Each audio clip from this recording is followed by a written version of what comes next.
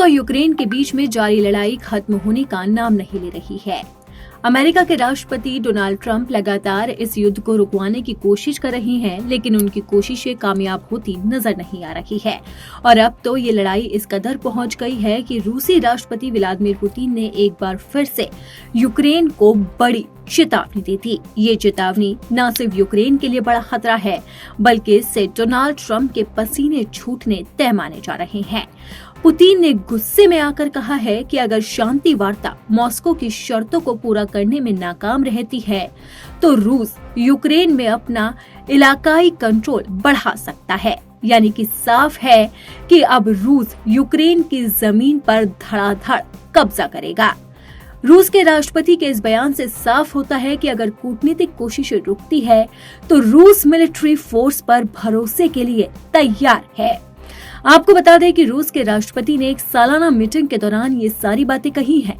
इस बैठक के दौरान पुतिन ने कहा कि अगर विरोधी पक्ष और उसके विदेशी समर्थक ठोस बातचीत करने से इनकार करते हैं, तो रूस सैन्य तरीकों से अपनी ऐतिहासिक जमीनों को आजाद करवाएगा।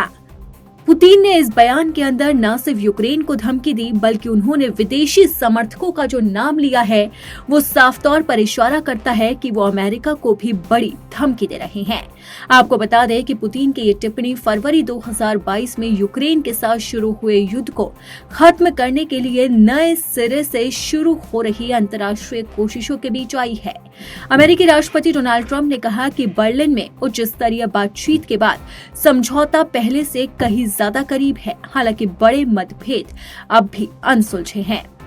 संयुक्त राज्य अमेरिका, यूक्रेन और यूरोपीय नेताओं के बीच में बातचीत सुरक्षा गारंटी और क्षेत्रीय सवालों पर केंद्रित रही है। यूरोपीय नेताओं ने यूक्रेन के लिए अमेरिका समर्थित मजबूत सुरक्षा गारंटी का समर्थन किया, लेकिन नाटो सदस्यता का समर्थन करने से परहेज किया है। मिलिट्री अधिकारियों के साथ बैठक में रूसी राष्ट्रपति पुतिन ने कहा कि परमाणु क्षमता वाली ऑरेशिक इंटरमीडिएट रेंज बैलिस्टिक मिसाइल इस महीने औपचारिक रूप से युद्ध ड्यूटी में शामिल हो जाएगी। और नवंबर 2024 में एक यूक्रेनी फैक्ट्री पर हमले के दौरान इसके पारंपरिक हथियारों वाले वर्जन का परीक्षण किया गया था, जिसे उन्होंने दावा किया कि रोकना असंभव था। यूक्रेन और अंतर्राष्ट्रीय समुदाय 2014 में कब्जे वाले क्रीमिया और 4 पूर्वी और दक्षिणी क्षेत्रों में रूसी सेनाओं द्वारा कब्जे वाले इलाकों पर रूसी नियंत्रण को मान्यता दे। उन्होंने ये भी मांग की है कि यूक्रेनी सैनिक पूर्वी यूक्रेन के उन हिस्सों से हट जाएं जो अभी भी कीव के नियंत्रण में है। यानी कि साफ है कि अब पुतिन का गुस्सा लगातार बढ़ता जा रहा है और वो यूक्रेन के साथ साथ अमेरिका को भी परमाणु की धमकी दे रहे हैं।